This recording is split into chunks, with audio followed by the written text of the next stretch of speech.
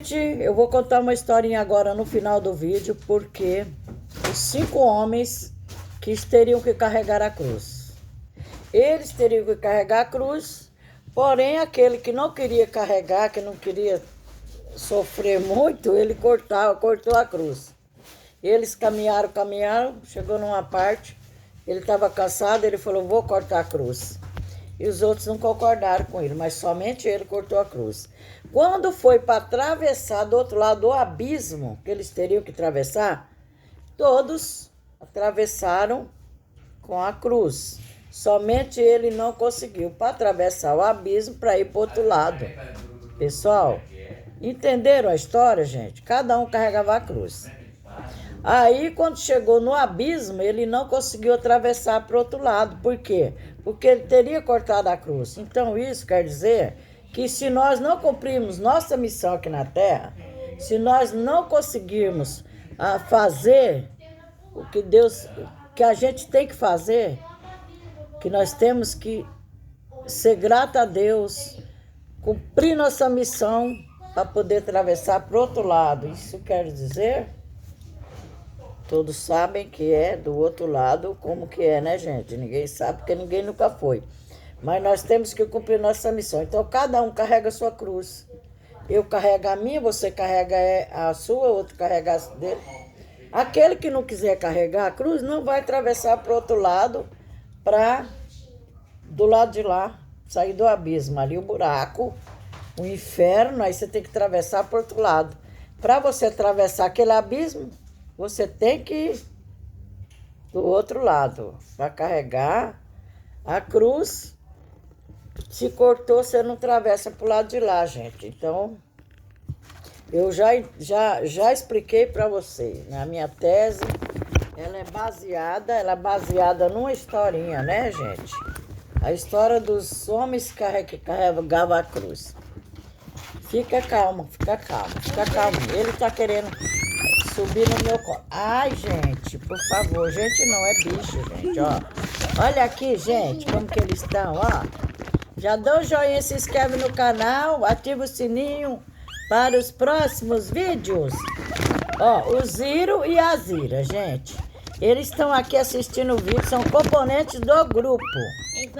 Muito obrigada, amados e amadas de todo o meu Brasil. Fui!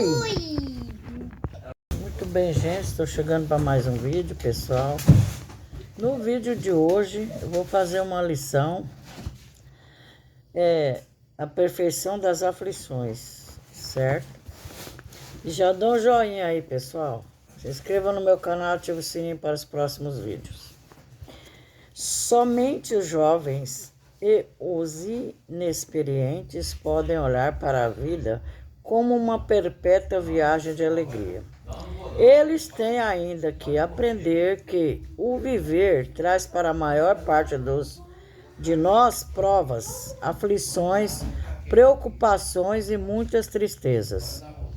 Para se prevenir e estar preparado para as difíceis vicissitudes que estão adiante, é prudente que o cristão desenvolva coragem e paciência.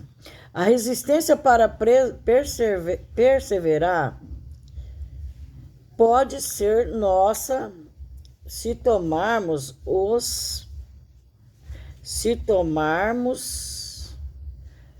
os profetas como modelo no sofrimento e na paciência.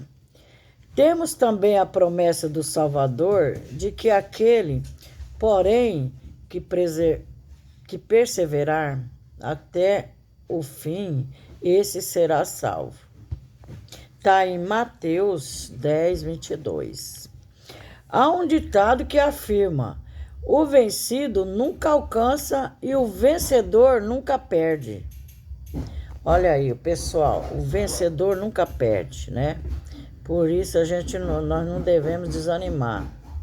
Vamos lutar até vencer, né? Que for o último dia da nossa vida. Faltando um dia para morrer, a gente ainda tem que, quem sabe, um dia antes realiza o sonho, né? Então, Há um ditado que afirma: o vencido nunca alcança e o vencedor nunca perde, que é o que eu acabei de ler agora. A paciência não prova a presença de nobreza interior, mas conheceu necessidade, dificuldade ou severa labuta, ou sofreu aflição, provavelmente não seja de muito valor, nem esteja preparado para um lugar útil na sociedade. O homem de méritos é aquele que, juntamente com sua participação dos prazeres adequados, suportou pesada labuta, privação e desapontamento.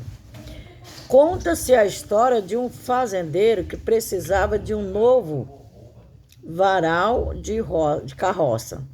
De sorte que enviou seu filho para procurar uma viga de madeira adequada. É uma historinha. O menino voltou trazendo uma tora lisa e reta. Quando seu pai lhe perguntou onde havia encontrado, o rapaz disse que ela tinha crescido em um arvoredo circundada por outras árvores. Ali ela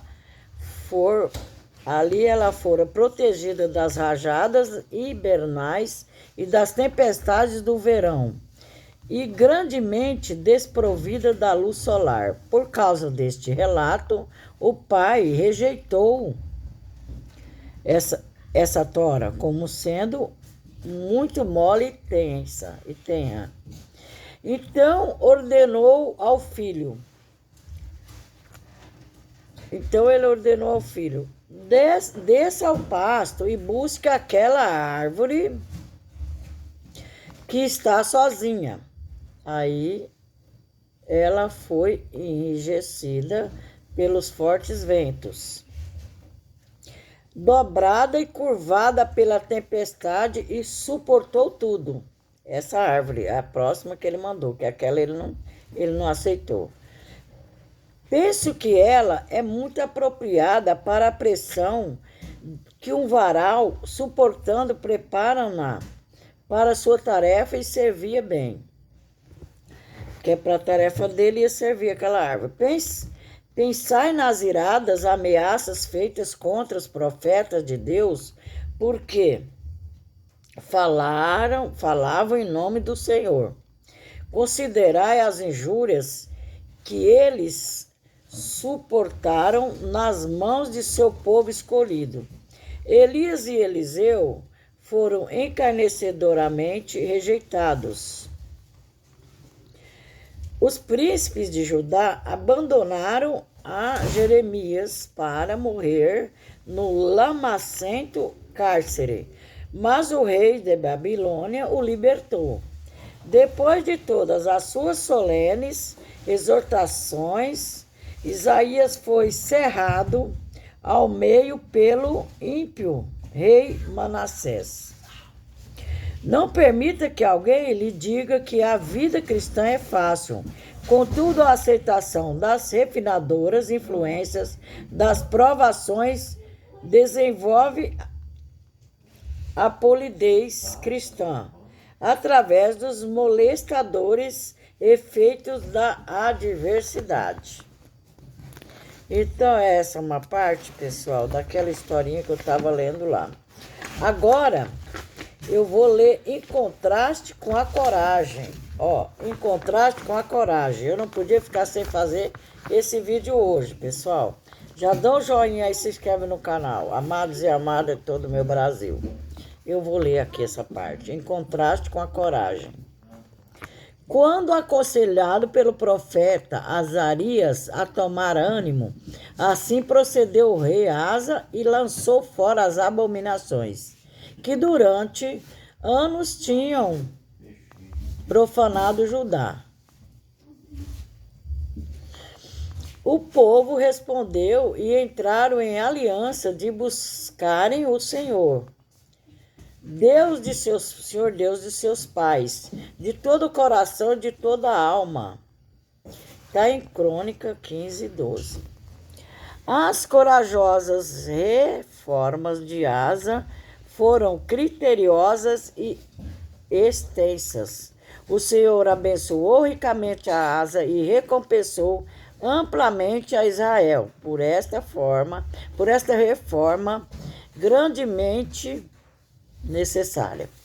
Se os dirigentes de Israel tivessem sempre enfrentado a idolatria com semelhante firmeza, não teriam com tanta frequência fugido diante dos seus inimigos, como fizeram quando viram que o rei Saul e seus filhos estavam mortos. O espírito de temor se opõe à coragem e é capaz de assumir o controle em tempos de crise ou confusão. Também existem diferenças acentuadas entre a coragem e algumas outras coisas que às vezes são confundidas com ela. Que vasto contraste há entre coragem e temeridade. O bêbado que corre na ilusão da embriaguez para uma casa em chamas não é bravo. Ele está apenas estonteado. Mas o indivíduo lúcido que, com cada nervo alerta, força passagem cuidadosamente em um mar de chamas para salvar uma criancinha, prova sua coragem. A coragem não consiste na ausência de temor, mas no domínio sobre ele. Nunca houve um soldado melhor do que o marechal francês Moltke, que afirmou que muitas vezes tinha ido para a batalha sacudido de temor e que tinha recuperado a coragem somente depois de proferir uma oração. Isso mostra que quanto mais sensíveis somos aos perigos da vida, mais nobre é o exército da coragem. Andar à deriva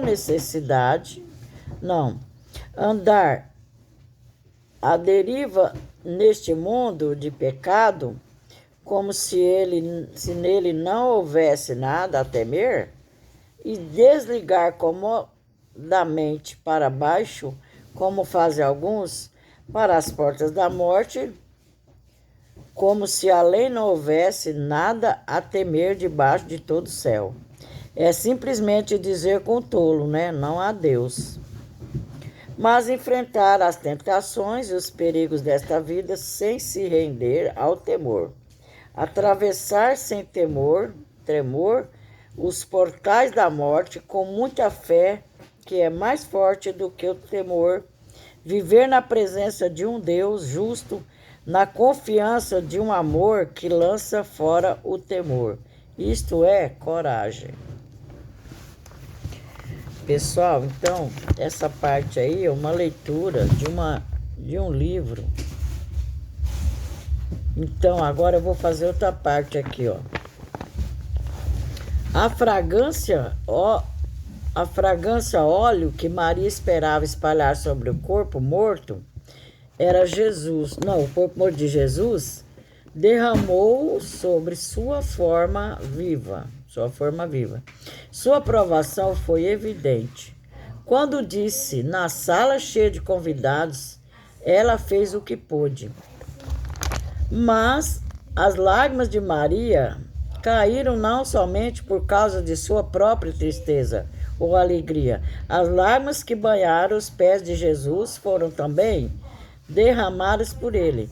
Ungiu sua cabeça como o sumo sacerdote costumava ungir os reis da Judéia. Ungiu seus pés como os senhores e seus convidados se ungiam nos dias festivos. Embora simbolicamente, Maria também o havia preparado para a morte e sepultamento. Em seu sepultamento, a fragrância poderia impregnar apenas a tumba, mas agora alegrava seu coração com a certeza de seu amor e gratidão. Nicodemos e José de Arimateia também amavam a Jesus e criam em sua divindade, mas sua timidez diante dos homens impediram seu testemunho enquanto ele vivia. Nem manifestaram gratidão, até que com lágrimas amargas trouxeram dispendiosas especiarias para seu frio e inconsciente corpo. Mas Maria teve a coragem de derramar sua gratidão enquanto ele podia sentir o que significava para ela. E ao baixar a treva de sua grande prova, levou consigo a lembrança desse ato, penhor do amor que seus remidos lhe votariam para sempre. O desejado de para sempre desejado de todas as nações, na página 535. Quando Maria ungiu a Jesus, aquele velho hipócrita Simão pensou, se Jesus fosse profeta, teria conhecido quem e que espécie de mulher ela era. Ele teria para Maria o escárnio daqueles que têm muito a fazer com mulheres da rua, ou do contrário, nada sabia sobre elas. Como muitos outros, Simão pertencia àquele vasto cemitério de sepulcros caiados que contém corrupção. Há hoje aqueles que evitam o contato físico com os impuros, não percebendo que suas próprias almas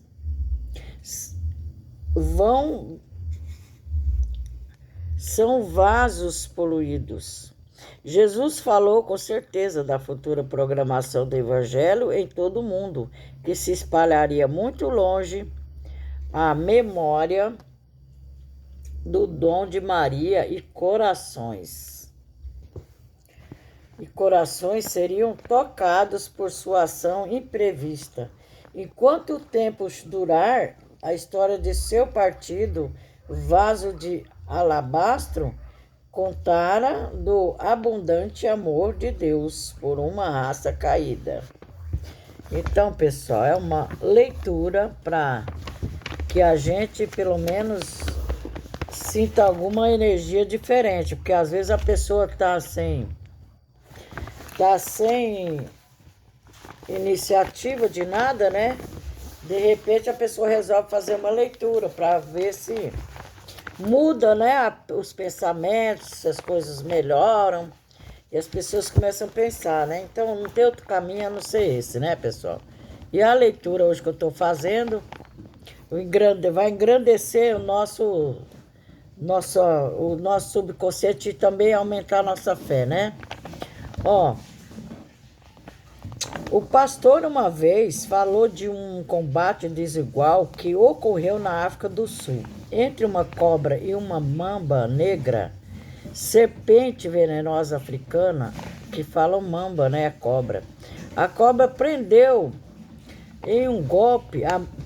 a mamba em um golpe mortal e logo serpente negra enlangueceu e morreu. Imediatamente a cobra procurou engoli-la, mas o veneno da mamba começou a fazer efeito e a cobra, com a mamba meio engolida, sofreu um estremecimento convulsivo e também morreu. Olha aí, a cobra e a mamba, quer dizer que as duas morreram, né? Ela foi comer, a cobra comeu a mamba e também morreu. No texto de hoje encontra-se a oração de Davi para ser livrado de homens perversos, cujos lábios ele compara com o veneno das víboras. Odiosos e maus inimigos do salmista tinham inventado e publicado mentiras contra ele, a fim de arrumar sua reputação com todas as espécies de pecado.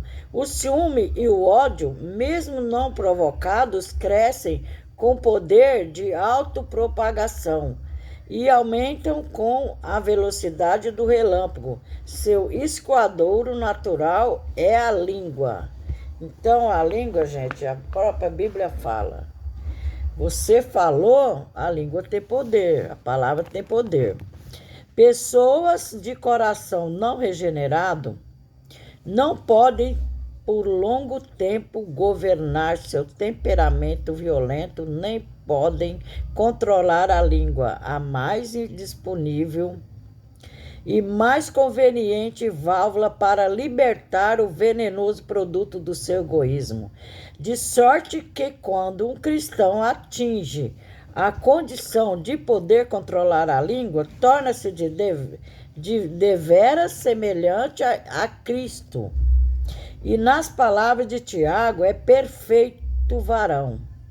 Tiago 3:2. Como se tem notado, a língua pode mover homens e nações, como todos os dons de Deus. Suas potencialidades correm em duas direções. Pode produzir o bem e o mal. Infelizmente, de acordo com Tiago, ela tende para o mal. Chama a um mundo de iniquidade. O homem corrupto usa sua língua corrupta para distribuir sua corrupção. Qualquer um que esteja bastante familiarizado com as pessoas sabe como palavras venenosas podem destruir amizades, fragmentar lares e dividir igrejas. Pode inflamar populachos, incitar tumultos e instigar guerras. Ninguém fora da Alemanha dava muita atenção ao fanático Forraras.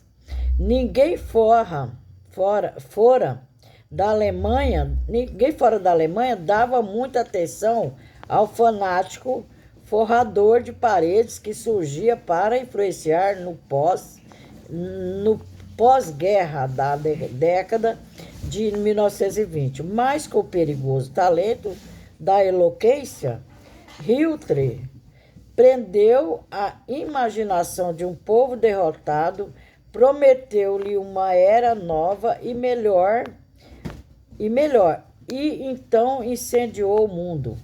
A corrupção da língua pode ser completa. Tiago diz que ela pode pôr em chama toda a carreira da existência humana. A implicação é que a totalidade do nosso ser é envenenada pela depravação da língua. Somente com a habitação do Espírito Divino podemos esperar controlar a língua. Então, não é fácil, né, pessoal? Já é. Então, tem outra promessa de esperança. O que está em Jeremias 3:3. Tem outra promessa de esperança. Enquanto eu ainda estava preso no pátio da guarda, o Senhor Deus falou mais uma vez comigo. E ele disse, eu estou lendo aqui, gente, Jeremias, tá? 33. Quem está falando é o Senhor que fez o céu e a terra, lhe deu forma e a colocou no lugar o seu nome. E o Senhor é Deus, continuou Jeremias. Se você me chamar, eu responderei, ele disse.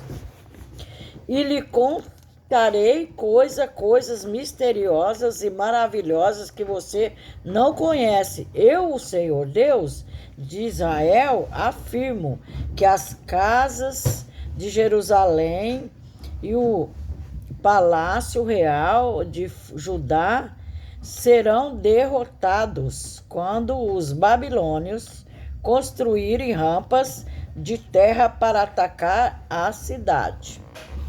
Agora em Isaías 43, está escrito: mas agora assim diz o Senhor, que te criou, o faço que formou e que formou tudo. Temas porque eu te remi. Chama-te pelo teu nome. Então, chama-te pelo nome de Deus, pessoal. Já dá um joinha, se inscreve no meu canal, ativa o sininho para os próximos vídeos. Pessoal, então aqui eu vou deixar uma frase assim. Existiu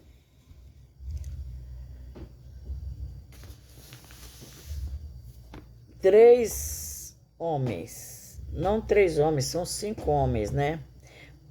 Foi dito para eles, foram feitos 5 cruzes. Cada homem teria que carregar uma cruz. Só que eles não sabiam, eles achavam que carregando a cruz era para sacrifício. Eles não acharam que é porque eles tinham que passar lá na frente, que lá na frente eles iam enfrentar alguma barreira. Não, eles acharam que estava carregando a cruz por ter que fazer um sacrifício por Jesus. Porém, lá na frente eles não sabiam o que eles iam enfrentar. Aí aqueles 5 homens, todos animados e se rastejando, às vezes desanimava, às vezes parava, ficava com a cruz. De repente, o homem que ia lá na frente falou, eu não aguento mais. Aí cortou um pedaço da cruz. Aí o outro falou, você não vai cortar? Como é que você vai aguentar carregar essa cruz? O outro falou, não, eu vou lutar, eu tenho que conseguir chegar. E onde a gente foi marcado para a gente chegar, nós vamos ter que chegar. Aí eles tinham que chegar lá, porque tinha lá do outro lado, eles tinham que atravessar, porque eles tinham que pagar, cumprir a missão deles, carregando aquela cruz. Nós não temos, cada um tem sua cruz, então vamos carregar a nossa, né, pessoal? Às vezes você desanima, você fala, não, eu não vou carregar, chega, não aguento mais, eu vou cortar a cruz. Não, não adianta, porque lá na frente, você não sabe o que você vai passar.